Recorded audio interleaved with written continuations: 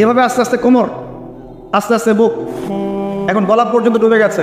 এখনও উম্মাহ চিৎকার করছে, আমাকে বের করো, আমাকে বের করো, আমি ডুবে যাচ্ছি।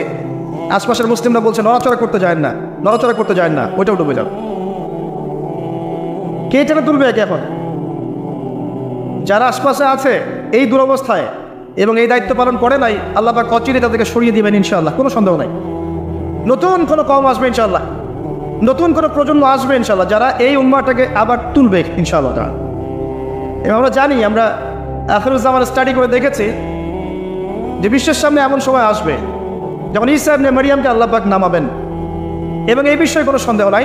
আর নেটো যদি চেষ্টা করে তাকে থামাতে পারবে না। কথা বুঝতে পারেন নাই? পৃথিবীর কোনো শক্তি তাকে আটকাতে পারে। আল্লাহ পাক এটা বলে দিয়েছেন, সিরিয়ার দামেস্কের সাদা মিনারের উপরে 2 জন ফেরেশতার কাঁধে ভর করে ঈসা ইবনে মারইয়ামকে আল্লাহ পাক পাঠাবেন। হাদিস এভাবে এসেছে, তার চুলগুলো ছিল ব্রাউন কালার এবং অনেক কাত পর্যন্ত লম্বা। চুলগুলো দিয়ে টপটপ করে পানি পড়তে থাকবে, দেখে মনে হবে মুক্তা ঝরে পড়ছে। এত স্পেসিফিকলি কোন কিতাবে বলা থাকতে পারে? কোন রিলিজনের মধ্যে থাকতে পারে ইসলাম ছাড়া? ইসলামই তো সেই রিলিজন যেখানে আপনি হায়েস্ট রিফার্সের মাসআলা পাবেন, পররাষ্ট্রনীতিও পাবেন। অন্য কোথাও আছে? ঈসা ইবনে মারইয়ামের চুল দিয়ে টপটপ করে পানি পড়তে থাকবে, এটা পর্যন্ত বলা আছে। এবং আল্লাহ পাক বলেছেন, তার রাসূলের মাধ্যমে জানিয়েছেন সাল্লাল্লাহু আলাইহি ওয়াসাল্লাম, যে ঈসা ইবনে মারইয়াম প্যালেস্টাইনের বাবেলুদ নামক জায়গায় মাসীহুদ দাজ্জালকে হত্যা করবে ইনশাআল্লাহ। এবং এখান থেকে, ওই জেরুজালেম থেকে তিনি পুরো বিশ্বে ইসলামী খেলাফা বাস্তবায়ন করবেন। এটা কত বছর পর? এটা ননসেন্স প্রশ্ন। এটা কত বছর পর? এই প্রশ্নটা হচ্ছে এমন প্রশ্ন যে আদম আলাইহিস সালাম আর হাওয়া আলাইহিস সালাম যে গাছের ফল খেয়েছিলেন, ওই গাছের নাম কি? এই প্রশ্ন যেমন ভিত্তিহীন, ননসেন্স প্রশ্ন, এরকমই ননসেন্স প্রশ্ন হচ্ছে কত বছর পর এটা হবে। এটাতে আপনার কি দরকার? কত বছর পর হবে এদিকে আপনি কি করবেন, আমি কি করব? কারণ আমরা তো অপদার্থ, আগাছা, আমাদের সাথে এগুলো সাথে আমাদের তো বেসিকই ঠিক নাই। ঈসা ইবনে মারইয়াম এর হাতে আল্লাহ রাব্বুল আলামিন 40 বছর পৃথিবীর খেলাফা রাখবেন ইনশাআল্লাহ তাআলা।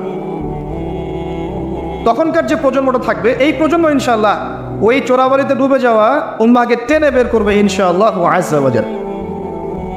এখন সময়ের অপেক্ষা করে বসে থাকার জন্য আপনাকে পাঠানো হয়নি, আমাকে পাঠানো হয়নি। আল্লাহ পাক কিছু দায়িত্ব দিয়েছেন। প্রথমটা বলছিলাম, আপনাকে জ্ঞান অর্জন করতে হবে, এবং জ্ঞান অর্জনের প্রথম ধাপ হচ্ছে আল কোরআন। যে সেক্টরেই পড়াশোনা করেন, তারপরে আপনি আসবেন আরবি ভাষা সাহিত্যে, এরপরে আসবেন তাফসিরে, অনুবাদে, এরপরে হাদিসের কিতাবগুলো পড়বেন। এবং লাভ দিয়ে কঠিন হাদিস পড়তে যাবেন না, রিকোয়েস্ট। আগে লাভ দিয়ে খপ করে সহিহ বুখারী ধরতে যাবেন না, আপনি বিভ্রান্ত হয়ে যাবেন। আই রিপিট, লাভ দিয়ে খপ করে সহিহ বুখারী ধরতে যাবেন না, আপনি বিভ্রান্ত হয়ে যাবেন।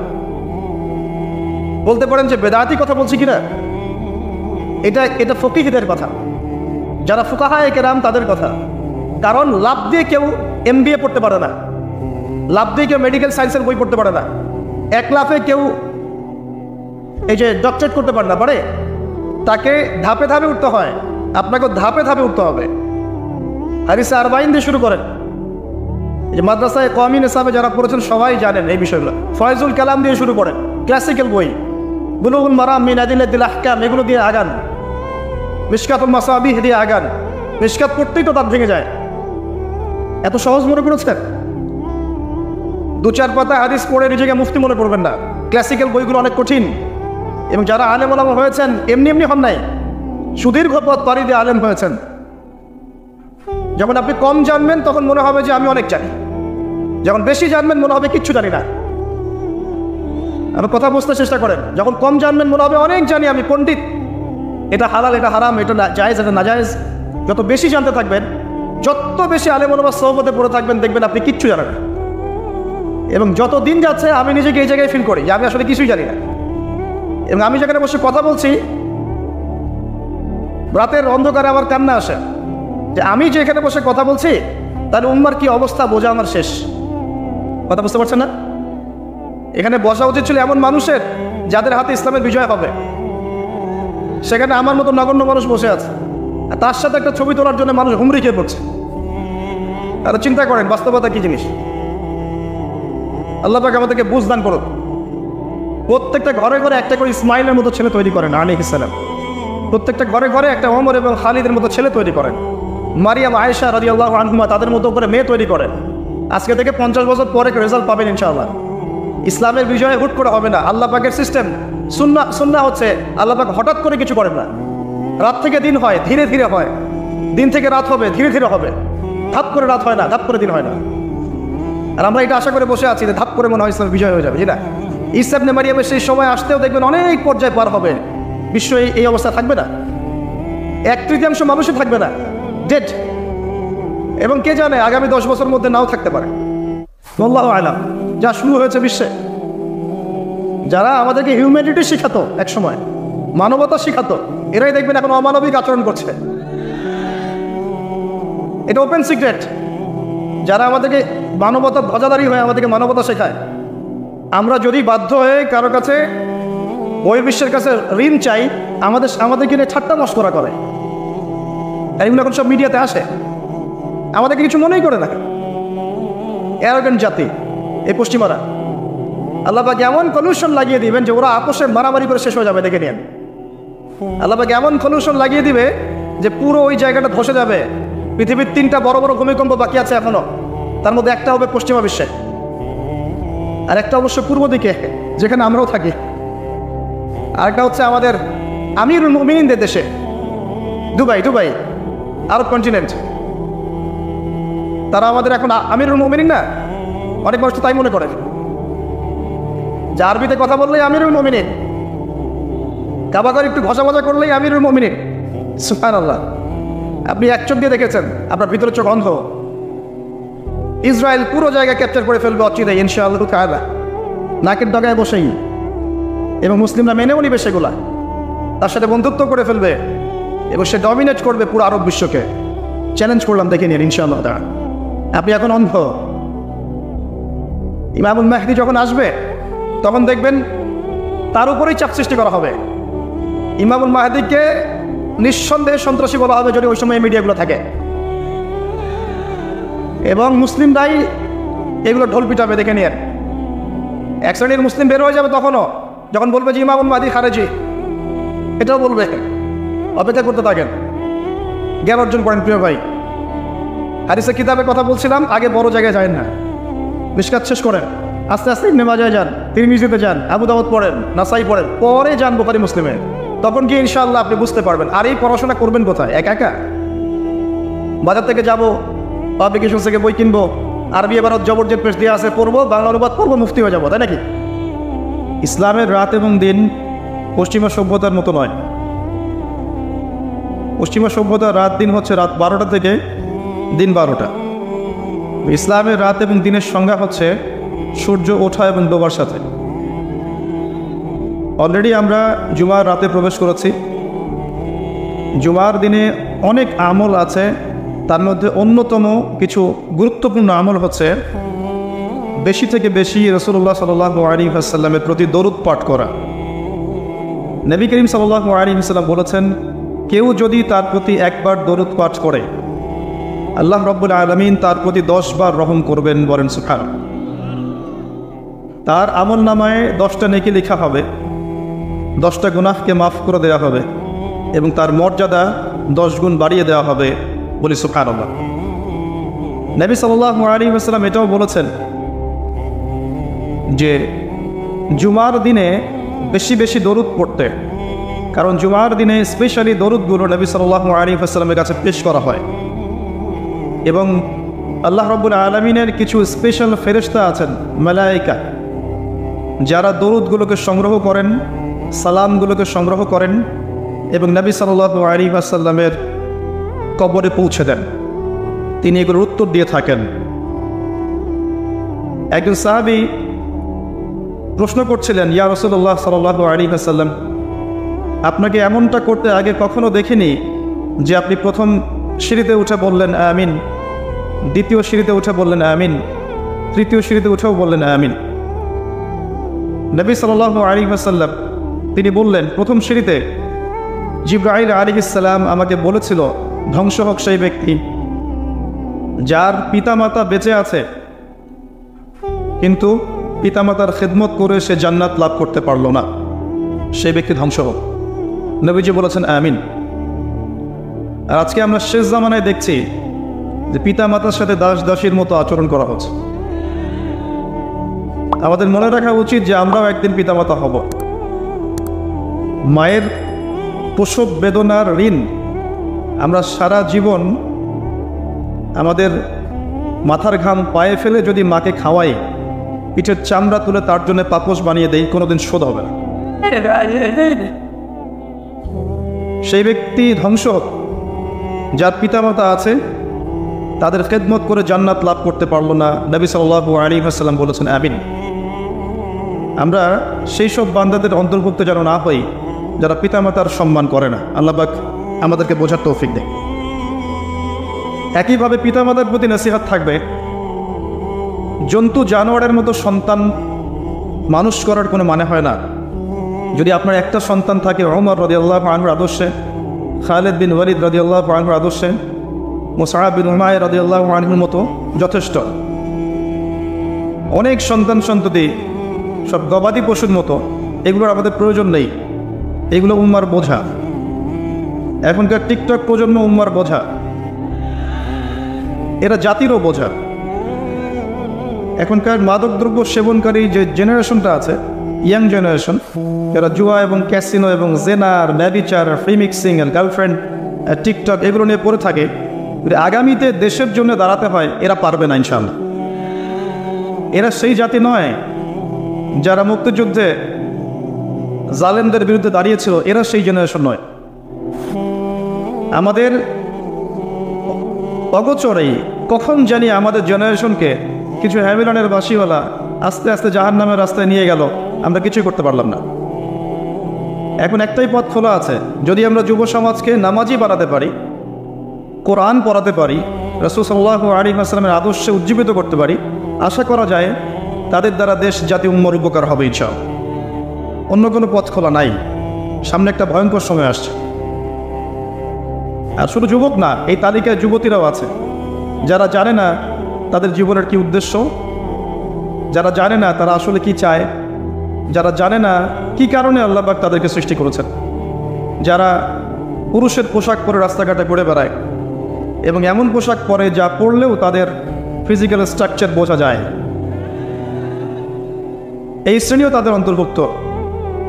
আর এরা যখন মানুষের ঘরে ঘরে ঢুকবে স্ত্রী হিসেবে, তারা কখনোই ইসমাইল আলাইহিস সালামের মতো সন্তান জন্ম দিতে পারবে না। যেই সন্তানকে বাবা বলছেন ইয়া বুনাই, হে আমার সন্তান, ইন্নী আরা ফিল মানামি আন্নী আযবাহুক, আমি স্বপ্নে দেখেছি আমি তোমাকে জবাই করছি, ফানজুর মাযা তারা, তোমার কি রায় আমাকে বলো, তুমি কি চিন্তা করছো আমাকে বলো। ছোট্ট শিশু ইসমাইল, যার বয়স হবে 10 বা 12 বা 15, সে বলছে ইয়া বাতি, হে আমার বাবা, ইফআল মা তুমার, ইফআল মা তুমার, আপনি তাই করুন যা আপনাকে আদেশ করা হয়েছে। সাতাজিদুনি ইনশাআল্লাহ মিনাস সাবিরিন, ইনশাআল্লাহ আপনি আমাকে ধৈর্যশীল পাবেন। আপনি এখনকার জেনারেশনের মধ্যে একটা ছেলে খুঁজে দেন, এই বুদ্ধি প্রতিবন্ধী টিকটক প্রজন্ম থেকে একটা ছেলে খুঁজে দেন, আর এই পশ্চিমা আদর্শে এবং অপসংস্কৃতিতে ভরা এই যুবতীদের থেকে একটা মেয়ে খুঁজে দেন যে এভাবে কথা বলতে পারে।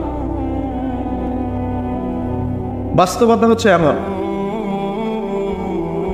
তো আমাদের মনে রাখা উচিত পিতা মাতাদের যে আমরা যদি এরকম প্রজন্ম জন্ম দেই, এগুলো জন্ম দেওয়ার চাইতে না দেয়া অনেক ভালো ছিল। আমাদের বিয়ে শাদী করা উচিত হয়নি। যদি এমনই সন্তান জন্ম দিয়ে কবরে যেতে হবে, আমাদের বিয়ে শাদী করা উচিত হয়নি। কারণ এই সন্তানদের সম্পর্কে আমাদেরকে জিজ্ঞাসিত হতে হবে। আর খেয়াল করে দেখবেন, যখন সন্তানকে এসব আদর্শে গড়ে তোলা হয়, এই সন্তানরাই ভবিষ্যতে পিতামাতাকে বৃদ্ধাশ্রমে পাঠিয়ে দেয়, অথবা তাদের কারণেই পিতাদেরকে লাইভে এসে আত্মহত্যা করতে হয়। সাউন্ডটা এখনও ডিস্টার্ব করছে, ফাটছে। স্মুথ করেন। এরপরে নবী করিম সাল্লাল্লাহু আলাইহি ওয়াসাল্লাম দ্বিতীয় সিরিতে, তখন তিনি বলছেন, জিবরাইল আলাইহিস সালাম বলছেন, ধ্বংস হোক সেই ব্যক্তি যে রমজান মাসকে পেয়েছে, রমজান মাসকে পেয়েও তার গুনাহগুলোকে মাফ করাতে পারে নাই। আপনারা কি আমার ভয়েস শুনতে পাচ্ছেন? পরিষ্কার? সহজ। বসেন বসেন বসেন, আমরা কাজ করছি, বসেন। সাউন্ড কমাও। ভয়েস ফাটছে, ভয়েস ফেটে যাচ্ছে, একটু কমান, একটু বেস বাড়ান, আর একটু ইকো দেন। ইকো দিলে মনে হয় ভালো হবে। একটু সবর করেন, একটু সবর করেন, আল্লাহর রাস্তা সবর করেন, ঠিক হয়ে যাবে ইনশাআল্লাহ। আমরা এখানে বসে আছি আল্লাহর জন্য না, নাকি দুনিয়ার কিছু পাওয়ার জন্যে? এক একটা আচ্ছা আচ্ছা, এক একটা মুহূর্তের জন্য নাকি পাবো ইনশাআল্লাহ। সাউন্ড সিস্টেমে যারা আছেন একটু দেখেন বিষয়গুলো। আমিও কথা বলতে কষ্ট ফিল করছি, জোরে কথা বলতে হচ্ছে। নবী সাল্লাল্লাহু আলাইহি ওয়াসাল্লাম দ্বিতীয় সিরিতে বলছেন, ধ্বংস হোক সেই ব্যক্তি যে রমজান মাসকে পেয়েছে কিন্তু রমজান মাস পেয়েও ইবাদত করে তার গুনাহ মাফ করাতে পারে নাই। আমাদের সামনে অপেক্ষা করছে রমাদান, মাত্র 1 মাস পরে, মাত্র 1 মাস। অলরেডি দুনিয়া লোভী মানুষ যারা, তারা পরিকল্পনা করে নিয়েছে রমজানে এই পণ্যের দাম এত এত হবে, অলরেডি মজুত করা শেষ। ইচ্ছাকৃতভাবে একটা মানব সৃষ্ট সিন্ডিকেট দেখবেন, তারপর দেখবেন বাজারে জিনিসের দাম দর করে বাড়ছে। রমজান মাসের আগে কম, জাস্ট রমজান মাসে আপনি দেখবেন নিত্য প্রয়োজনীয় জিনিসপত্রের দাম বেড়ে যাবে। সারা বিশ্বে কমে যায় ইল্লাল বাংলাদেশ ছাড়া। এই কাজটা কিন্তু গভর্নমেন্ট করে না, জানেন? এই কাজটা কিন্তু প্রশাসন করে না, এই কাজটা কিছু অসাধু ব্যবসায়ী করে, যারা চায় যে রমজান মাসে আমি কোটিপতি হয়ে যাব। অথচ এই মাসটা মানুষকে খাওয়ানোর মাস, কাপড় দেওয়ার মাস, মানুষের পাশে দাঁড়ানোর মাস, ত্যাগের মাস। আমরা বলি ত্যাগের মাস রমাদান।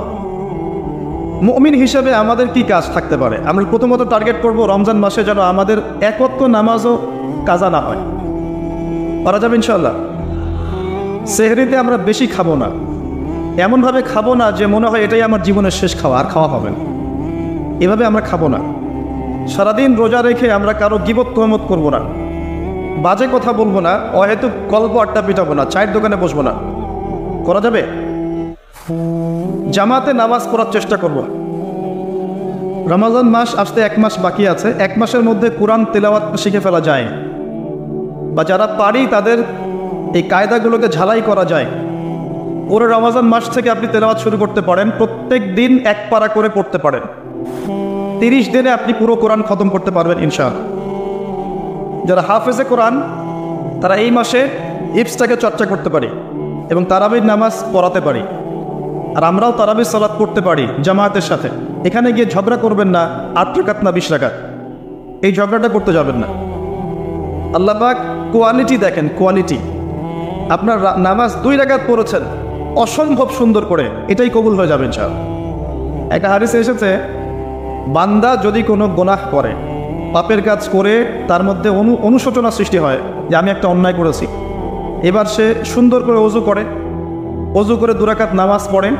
এই নামাজে সে আজে বাজে কোনো চিন্তা করে না, মনোযোগ দিয়ে নামাজ পড়ে। আল্লাহ রাব্বুল আলামিন তার নবীর মাধ্যমে জানিয়েছেন এই বান্দার গুনাহ মাফ করে দেওয়া হয়। 2 রাকাত নামাজ যথেষ্ট। তাই রাকাত সংখ্যা নিয়ে ঝগড়া করবেন না। তারাবির সালাত জামাতে পড়ার চেষ্টা করবেন। রমজান মাসে খতম দেয়া ভালো, বাধ্যতামূলক না হলেও এটা একটা ভালো। রমজান মাসে যদি কোরআন খতম না দিই, কোন মাসে দেব? তবে এত দ্রুত নামাজ পড়বো না যে নামাজের রুকু সিজদাই ঠিক থাকে না, এটাও খেয়াল রাখতে হবে। কারণ নামাজের মধ্যে ধীর স্থিরতা কাম্য। এটা তো ফিজিক্যাল কোনো এক্সারসাইজ নয়, এটা একটা আধ্যাত্মিক ব্যাপার। শুধু বাহ্যিকভাবে আমরা কিছু মাসআলা নিয়ে পড়ে থাকি, হাত উত্তোলন, পায়ে পা, রফুল ইয়াদাইন বা জোরে আমিন, আস্তে আমিন ইত্যাদি। আমরা বাহ্যিকভাবে কিছু মাসআলা নিয়ে পড়ে থাকি, ঝগড়া করে। এবং আমি জানি ইনশাআল্লাহ তাআলা আমরা কিয়ামত পর্যন্ত ঝগড়া করবো, তাই না? ইনশাআল্লাহ। এবং এটাই আমাদের কাছে এখন বড় জিহাদ, তাই না ভাই? এইগুলো দেখলে মঙ্গলদের কথা মনে পড়ে তাড়াতাড়ি। যারা হিস্ট্রি পড়েছেন, ইতিহাস, তারা জানবেন মঙ্গোলিয়ানরা আক্রমণ করেছিল বাগদাদকে, এবং মঙ্গোলিয়ানরা অর্ধবিশ্ব শাসন করেছিল এক সময়, চেঙ্গিস খান এবং হালাকু খানের বংশধর। একসময় বাগদাদ আক্রমণ করেছিল এবং মাত্র 40 দিনের ব্যবধানে বাগদাদে প্রায় 20 থেকে 25 লক্ষ মানুষকে হত্যা করেছিল। এখনকার ইউক্রেন রাশিয়ার যুদ্ধের মতো নয় যে একটা বোম ফেলছে মানুষ মারা যাচ্ছে, এমন নয়, বরং সোর্ড দিয়ে যুদ্ধ, তরোয়াল দিয়ে মানুষকে জবাই করে করে হত্যা করেছে।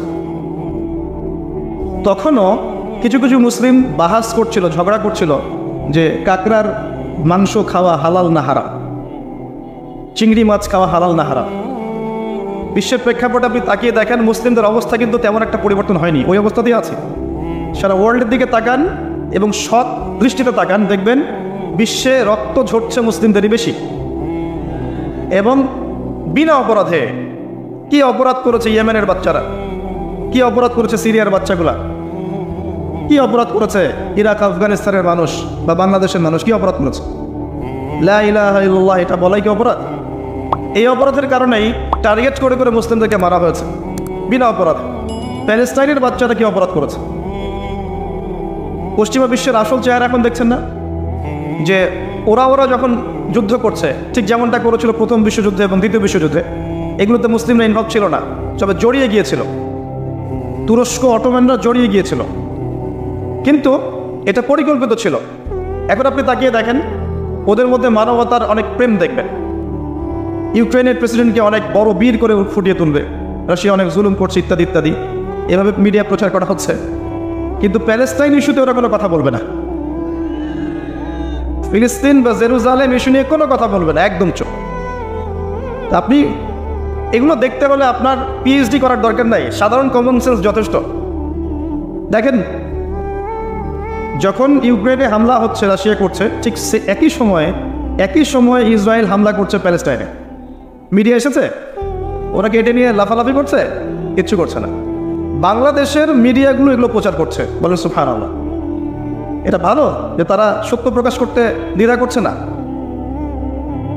কয়দিন আগে পশ্চিমবঙ্গ তাকিয়েছিল আমাদের দেশের দিকে, তাকিয়ে বলেছে এই দেশের এই মানুষকে নিষেধাজ্ঞার আওতায় আনা হলো, বলেছে না? তার মানে আমাদেরকে তারা ভালো চোখে দেখে না।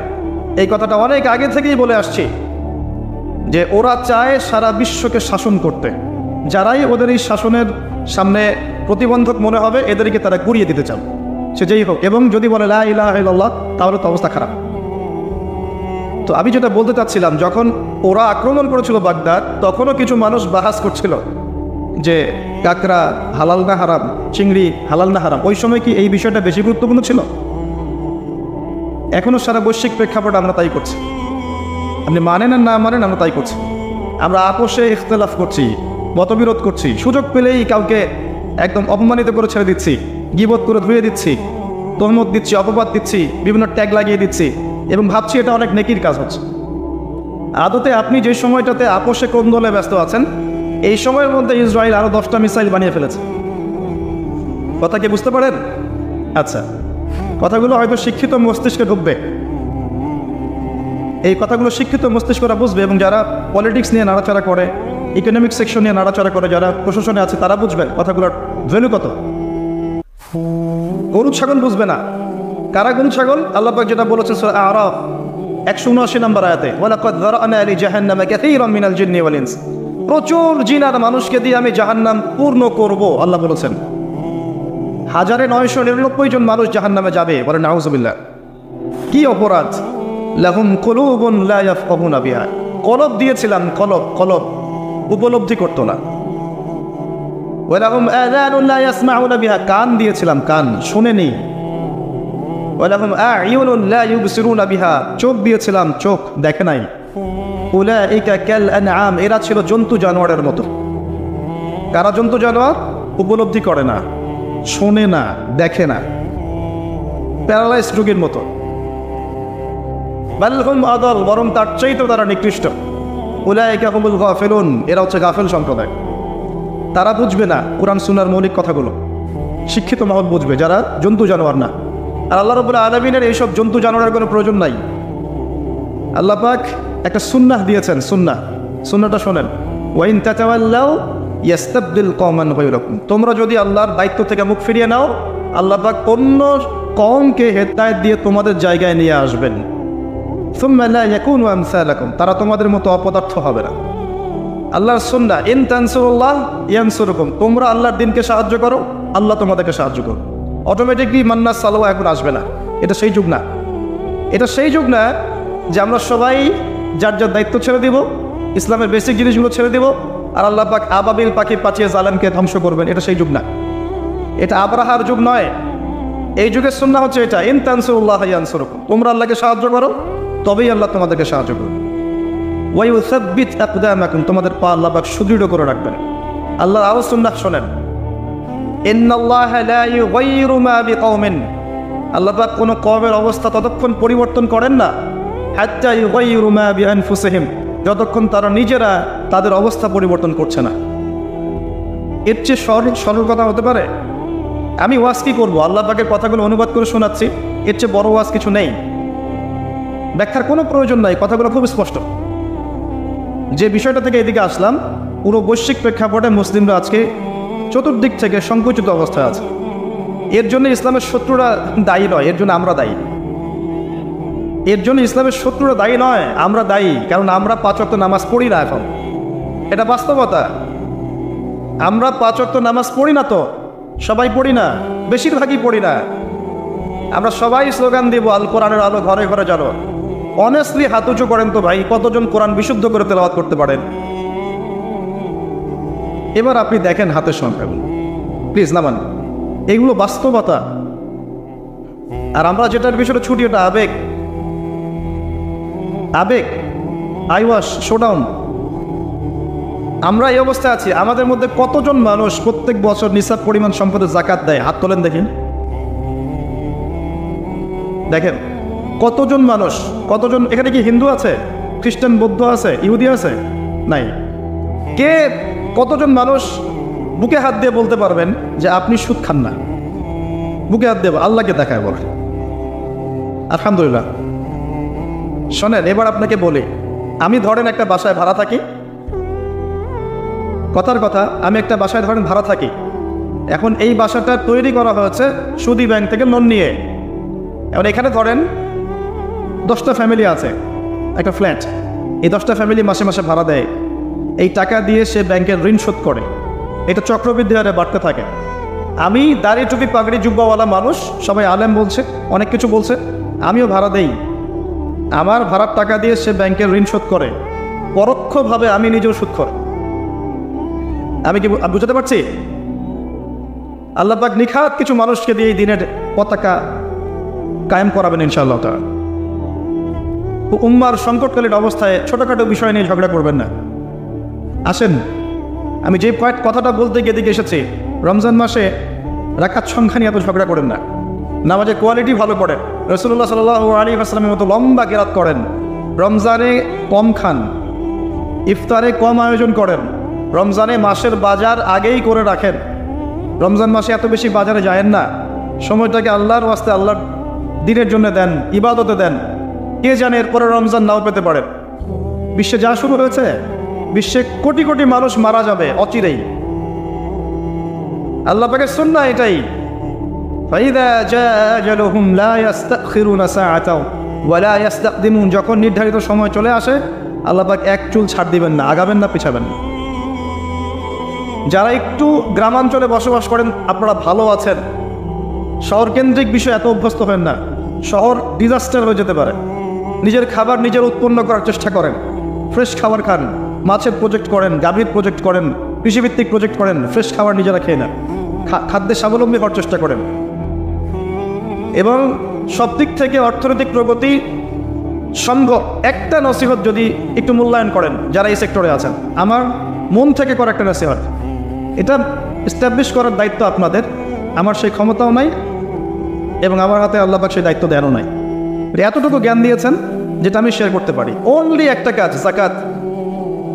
জাকাত, নিসাব পরিমাণ সম্পদ যাদের হয়েছে তাদের জাকাতটাকে কালেক্ট করার ব্যবস্থা করেন, একটা সিস্টেমের মধ্যে কালেক্ট করার ব্যবস্থা করেন। এখানে কোনো দুর্নীতি থাকবে না। জাকাত নিসাব পরিমাণ হয়েছে, যার যার জাকাত একটা সিস্টেম থেকে কালেক্ট করা হবে। আপনি দেখে নিয়েন, এক বছরে এত টাকা কালেক্ট হবে, এত সম্পদ আসবে হাতে, যেটা দিয়ে আমরা বড় বড় মেগা প্রজেক্ট করতে পারবো। বাংলাদেশে এমন মানুষ আছে যাদের একজনের জাকাত দিয়ে 100টা মানুষের পরিবার চলবে, জানেন? কালেক্ট করার চেষ্টা করেন এবং ইকোনমিক সাম্য চলে আসবে। আল্লাহ পাক এই কিতাবে বলেছেন, জাকাত এবং ব্যবসা এগুলো হচ্ছে ইসলামিক ইকোনমিক্সের বেস। আর রিবা এটা হারাম, যেটা আপনাকে সম্পদ সংকুচিত করে দিবে। একটু বুঝাই, যখন আপনি ব্যবসা জাকাতে আসবেন, টাকা ঘুরতে থাকবে, কখনো আপনার হাতে, কখনো আমার হাতে, কখনো তার হাতে, কখনো তার হাতে। আপনার ব্যবসায় লাভ লস রিস্ক আছে, এবং যদি আপনি ধনীও হয়ে যান, আপনাকে জাকাত দিতে হবে। তখন দরিদ্র শ্রেণীর মানুষ ওই টাকাটা পাবে, সাম্য বজায় থাকবে, কেউ না খেয়ে মারা যাবে না।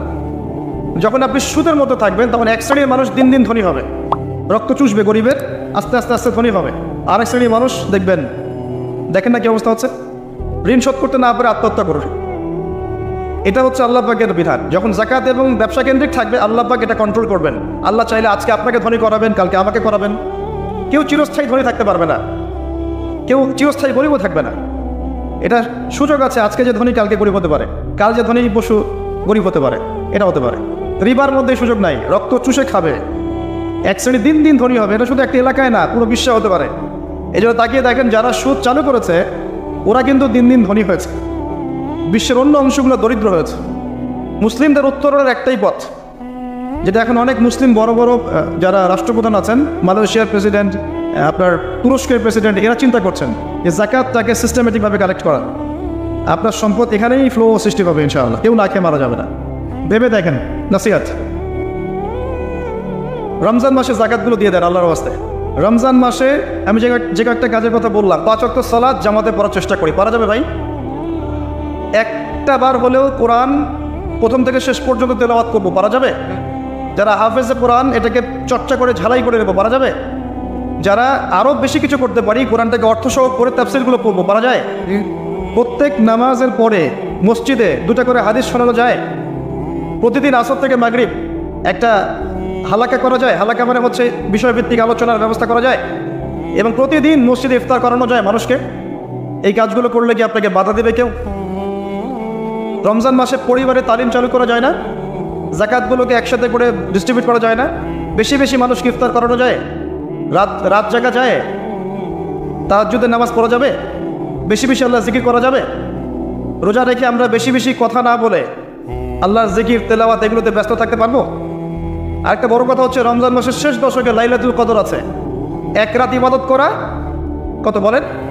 1000 মাসের চেয়ে উত্তম। এটা গাণিতিকভাবে ব্যাখ্যা করতে যাবেন না। 1000 মাস মানে অফুরন্ত সময়, মানে এখানে বোঝানো হয়নি যে এক্স্যাক্টলি 1000 মাসই। এই যে 72 দল 73 দল বলা হয় না, এক্স্যাক্টলি 72 73 নয়, এটাকে আধিক্য বোঝানো হচ্ছে। আপনি বাংলাদেশে দেখবেন মুসলিমদের মধ্যে 73টা কেন 7300 দল আছে, দেখে নিন। এটা আধিক্য বোঝানো হচ্ছে। লাইলাতুল কদর ইবাদত করলে আপনার অসংখ্য মাস বছর ইবাদত করার নেকি পাওয়া যাবে। এটা কখন? শেষ দশকে, যে সময় আমরা মার্কেটে বেশি ব্যস্ত থাকি। আর মহিলাদেরকে যদি মার্কেটের দায়িত্ব দেন তাহলে তো কথাই নাই। ওই যে ভাই একটু আগে বলেছে একটা কথা, বড় ভাই, যে সেটিং দিয়ে আসতে সময় লাগে, আসলে সময় লাগে, এগুলো আমরাও ফিল করি। আর যাদের একাধিক আছে তাদের তো অবস্থা খারাপ। তারা বলে যে দিনদিকা লাড্ডু খেয়ে পস্তাইলাম আর কি। যাই হোক, তারপরে নবী সাল্লাল্লাহু আলাইহি ওয়াসাল্লাম বলেছেন, বাঁকা হাড় চাপ দিও না তাহলে ভেঙে যাবে। বাঁকা হাড় চাপ দিতে যেও না, ভেঙে যাবে। ওই অবস্থায় ছেড়ে দিও না, তাহলে বাঁকাই থেকে যাবে। বুঝিয়ে সুঝিয়ে উত্তম নসিহতের মধ্য দিয়ে মানিয়ে চলতে হবে, এটাই দুনিয়ার জীবন। আল্লাহ পাক আমাদেরকে সবর দান করুন, আমিন। তো তাদের ব্যাপারে একটা সচেতনতা। টাকার বান্ডিল হাতে তুলে দিয়ে বলবেন না যে মার্কেট করে আসো।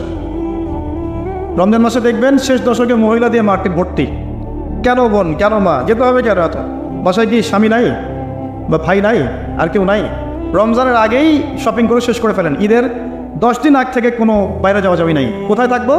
সামর্থ্য হলে এতে কাফে থাকবো, সুযোগ থাকলে, সামর্থ্য থাকলে এতে কাফে থাকবেন। এতে কাফে আপনি আল্লাহকে পাওয়ার চেষ্টা করবেন।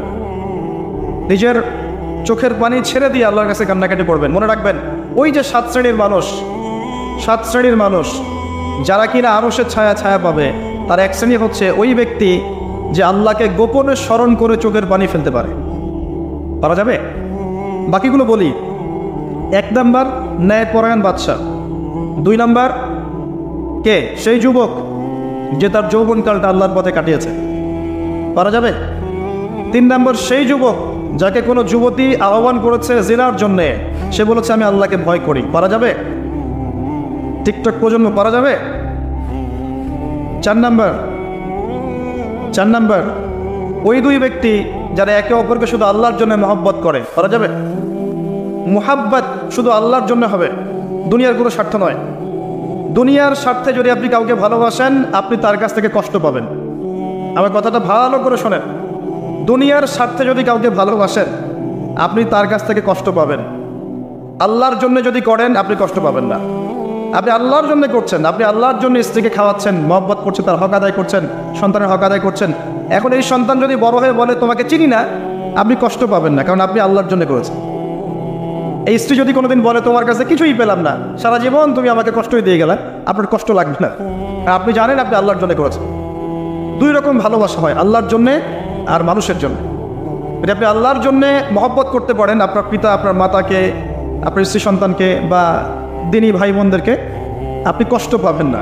কারণ আমি অনেক দিন বলেছি, আর আপনাদের এখানেই একটা ফুটবলে কোনোদিন বলেছিলাম অনেক দিন আগে, যে মানুষ মানুষের অবস্থানকে ভালোবাসে, মানুষ মানুষের অবস্থানকে ভালোবাসে, আর প্রকৃত মানব সত্তাকে ভালোবাসেন শুধু আল্লাহ রাব্বুল আলামিন।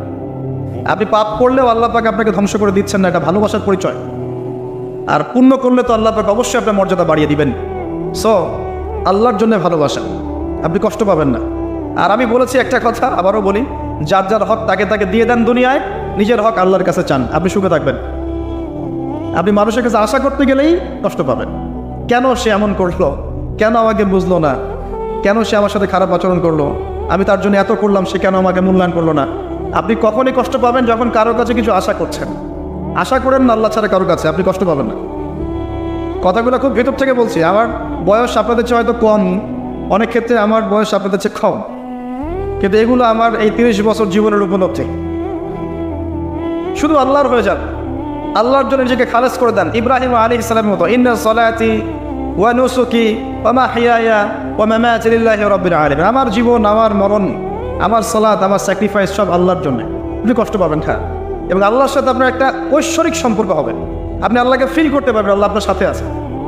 নিজের জুতার ফিতা প্রয়োজন হলেও আল্লাহর কাছে চাইবেন, দেখবেন আল্লাহকে আপনি কাছে পাবেন। যা প্রয়োজন আল্লাহর কাছে চান, আল্লাহকে আপনি কাছে পাবেন।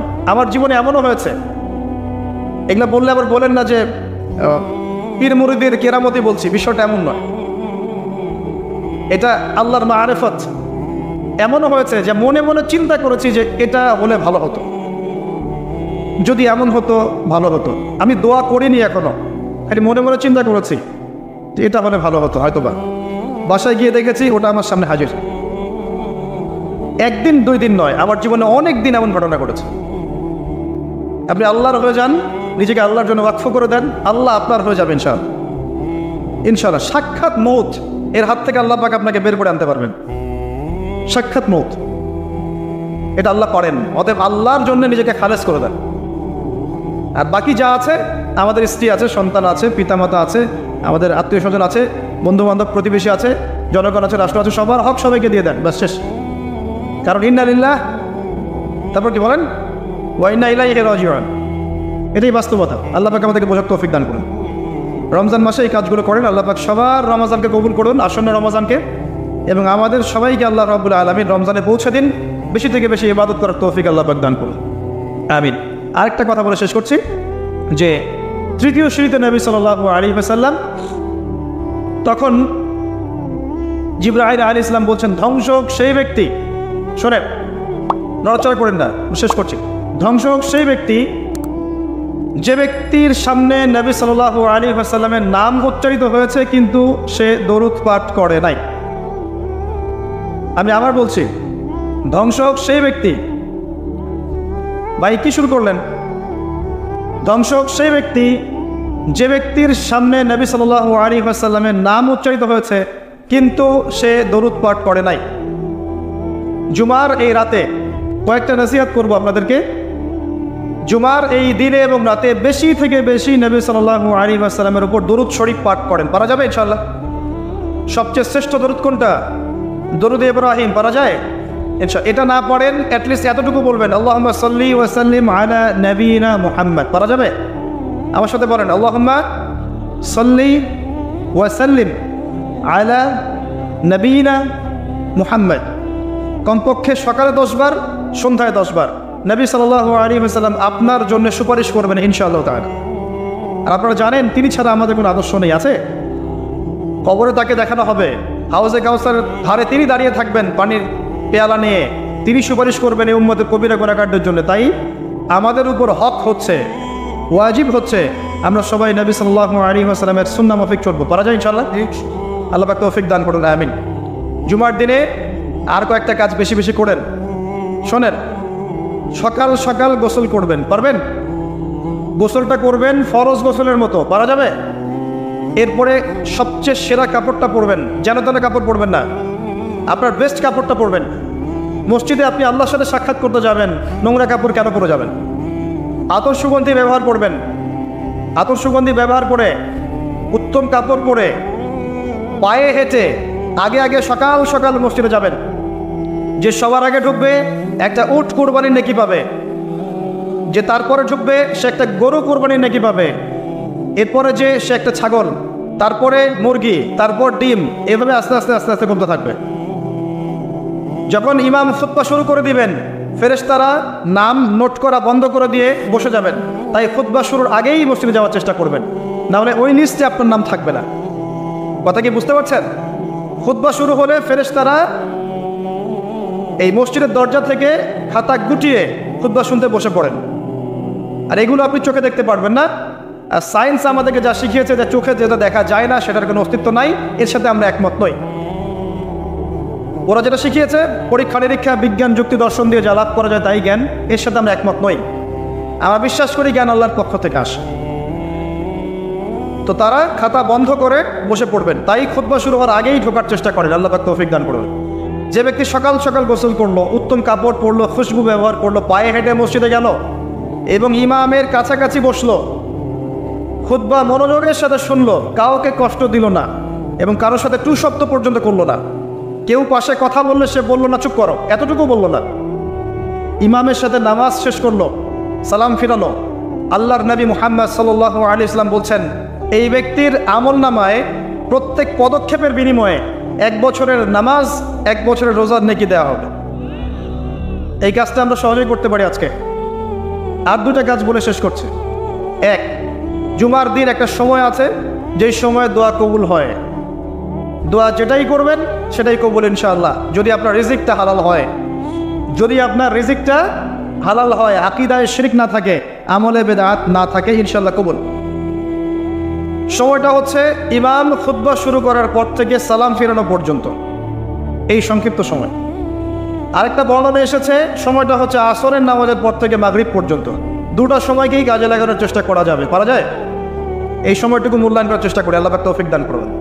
যা চাওয়ার, ব্যক্তিগত, পরিবারের, সমাজের, রাষ্ট্রের যা চাওয়ার চেয়ে নেন, ইনশাল্লাহ কবুল হয়ে যাবে। আরেকটা নসিহত, জুমার দিনে এই বইটা খুলেন, এই কিতাবটা খুলেন। কি নাম এই কিতাবের নাম? কি? এখানে একটা সূরা আছে। কত নম্বর সূরা? 18 নম্বর সূরা। মাশাআল্লাহ। সূরা কাহফ জুমার দিনে তেলাওয়াত করেন, এক জুমা থেকে আরেক জুমা পর্যন্ত আল্লাহ পাক আপনার জীবনটাকে ঈমানের নূর দিয়ে ভরে দেবেন ইনশাআল্লাহ। আর এইটাই সেই সূরা, যেই সূরা আপনাকে মসিহুদ দাজ্জাল থেকে বাঁচাবে। পৃথিবীতে যত ফিতনা চলছে এবং চলে গেছে, সবগুলোকে যদি একত্রিত করা হয়, দাজ্জালের ফিতনার সমান হবে না। আমি বলে বুঝাতে পারলাম না। অর্থনৈতিক ফিতনা, পলিটিক্যাল ফিতনা, সামাজিক ফিতনা, পারিবারিক ফিতনা, যত ফিতনা আছে, যত ফাসাদ, করাপশন, অন্যায়, অত্যাচার, জুলুম, এগুলোকে এক জায়গায় করলেও দাজ্জালের ফিতনার সমান হবে না। সেই মহা ফিতনা থেকে আপনাকে বাঁচাবে অনলি একটা সূরা, তার নাম সূরাতুল কাহফ। কেন বাঁচাবে এটা আপনি এই সূরা পড়লেই বুঝতে পারবেন। আমি কিছু টিপস বলে দিচ্ছি। সূরাটার প্রথম 10 এবং শেষ 10 আয়াত মুখস্থ করবেন, পারবেন? আজকেই চেষ্টা করেন, আগামীকালকের মধ্যেই শেষ করে ফেলুন, পারা যাবে? অ্যাটলিস্ট প্রথম 10টা আয়াত। আলহামদুলিল্লাহিল্লাযী আনজালা আলা আবদিহিল কিতাব ওয়া লাম ইয়াজআল লাহু ইওয়াজা, এখান থেকে শুরু করে আম হাসিবতা আন্না আসহাবাল কাহফি ওয়ার রাকিম কানু মিন আয়াতিনা আজাবা ইয আওয়াল ফিতয়াতু ইলাল কাহফি ফাকালু রাব্বানা আতিনা মিন লাদুনকা রাহমাহ ওয়া হাইয়্ লানা মিন আমরিনা রাশাদা, এই পর্যন্ত পারা যাবে? পারবেন না? গলার সাউন্ড নাই কেন? জীবনে তো শরৎচন্দ্র পড়েছেন, বঙ্কিমচন্দ্র পড়েছেন, রবীন্দ্রনাথ পড়েছেন, নজরুল পড়েছেন, মাশাআল্লাহ। জীবনে হুমায়ুন আহমেদের 60-70-100টা বই পড়ে ফেলেছেন। হিমুকে আপনি চেনেন, মিসির আলীকে সব চিনেন। আপনাকে জিজ্ঞেস করা হয় যদি বাংলাদেশ ক্রিকেট টিমের সবগুলো প্লেয়ারের নাম বলো, আজকে এই যে টি-20 থেকে কে খেলেছে সব বলতে পারবেন। জিজ্ঞেস করা হয় যে বাংলাদেশের ফিল্ম ইন্ডাস্ট্রিতে কি জানি চলছে, ফেসবুকে ঢুকলেই খালি এদের ছবি দেখা যায়, মনে হচ্ছে এরা বিশ্বের সবচেয়ে ইম্পর্টেন্ট কাজটা করছে। ভাবখানে এমন সারা বিশ্ব উল্টায় ফেলাবে একেবারে, অত্যাচারে ফেসবুকে ঢোকা যায় না। কি যে করছে আল্লাহ ভালো জানে। আর মানুষ এগুলো নিয়ে এত মত্ত, আল্লাহর কাছে কি দাম আছে তোমাদের? 5 ওয়াক্ত নামাজ পড়ো না, কোরআন তেলাওয়াত করতে পারো না, আল্লাহর হুকুম আহকামের পরোয়া করো না, পর্দার ধার ধারো না, আল্লাহর কাছে তোমার মূল্য কি সেটা চিন্তা করো। মানুষের কাছে মূল্যতে কি করো? জিজ্ঞেস করেন নায়ক নায়িকের নাম বলে দেবে খটখট করে, জিজ্ঞাসা করেন হিন্দি সিরিয়ালের নাম বলে দিবে, পশ্চিমার প্লেয়ারদের নাম জিজ্ঞেস করেন বলে দিবে, ক্রিকেট প্লেয়ার ফুটবল প্লেয়ার নাম জিজ্ঞেস করেন বলে দিবে, মিউজিশিয়ানদের নাম জিজ্ঞেস করেন বলে দিবে, সব পারবে এরা। জিজ্ঞাসা করেন রাসূল সাল্লাল্লাহু আলাইহি ওয়াসাল্লামের দ্বিতীয় স্ত্রীর নাম কি, কে বলতে পারবেন? হাত উঁচু করেন, দ্বিতীয় স্ত্রীর নাম বলেন। শুকরান লাক, একজন পেরেছে, হাত একটা ওঠে নাই। তো সূরা কাহফের 10 আয়াত মুখস্থ করতে পারবো না, বিশ্বাসযোগ্য নয়। আপনি ফিজিক্স পড়ছেন, কেমিস্ট্রি পড়ছেন, বায়োলজি পড়ছেন, ইকোনমিক্স পড়ছেন, ম্যানেজমেন্ট পড়ছেন, অ্যাকাউন্টিং পড়ছেন, বিশেষ কোচিং করছেন, কত কি করছেন। সূরা কাহফের 10 বিষয় পারবেন না, কোরআনের ইম্পর্টেন্ট সূরা পারবেন না, ফরজ ওয়াজিব সুন্নত মুস্তাহাব জানবেন না, ওযুর ফরজ জানবেন না, কাকে আল্লাহ পাক পশু বলবেন তাহলে? পৃথিবীতে কি এসেছে এই কারণে যে খাবো, ঘুমাবো, বিয়ে করব, সহবাস করব, বাচ্চা পয়দা করব, মারা যাব, সিম্পল। আর মারা যাওয়ার পরে হুজুরকে ডাকবো, আসেন 40 দিনের দিন একবার, বছরের শেষে একবার আমার নামে কোরআন খতম করে বক্সায় দেন, আমি জান্নাতে। এটাই শেষ করি, রাত অনেক হয়ে গেছে। জুমার দিনে সূরা কাহফ তেলাওয়াত পড়েন, একটা বার যদি অর্থ সহ পড়তে পারেন, আপনি বুঝতে পারবেন এই সূরায় কি এমন আছে যা আপনাকে দাজ্জালের ফিতনা থেকে বাঁচাবে। আমি আজকে আপনাকে এটা বলে দিব না, শুধু ইঙ্গিত দিচ্ছি এই সূরাতেই এমন কিছু আছে যা আপনাকে বিশাল ফিতনাময় পরিবেশ থেকে বাঁচাবে ইনশাআল্লাহ। আসহাবুল কাহফ আপনার আদর্শ। আপনি খিজির আলাইহিস সালামের মতো হন, 2 চোখ খুলে যাবে। এই খিজির আলাইহিস সালামের গল্প ঘটনা সূরা কাহফে আছে। 2 বন্ধুর ঘটনা, বস্তুবাদী আর একজন আল্লাহওয়ালা, এই সূরার মধ্যে আছে। যুলকারনাইন আলাইহিস সালাম যিনি মাশরিক মাগরিব বিজয় করেছিলেন, যেমনটা ঈসা আলাইহিস সালাম করবেন, এই ঘটনা এই সূরার মধ্যে আছে।